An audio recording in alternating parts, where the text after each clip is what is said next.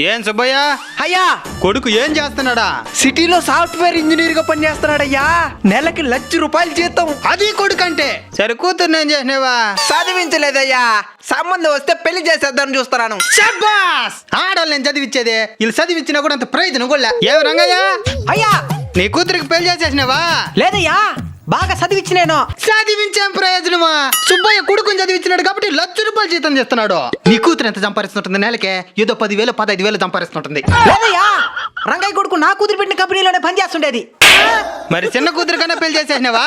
లేదయ్యా, చిన్న కూతురికి చదువు సరిగా అబ్బలేదు, కానీ క్రికెట్ బాగా ఆడుతుందంట. సరే నేర్చుకోమని పంపించిన. ఇప్పుడు నీ కూతురు కదా క్రికెట్ ఆడి మన దేశానికి ప్రపంచ కప్పు దేబతుందా? నా కూతురు తాకపోతే ఏమయ్యా, నా కూతురు లాంటి వాళ్ళు ఆల్రెడీ తెచ్చినారు కదా. అవును కదా.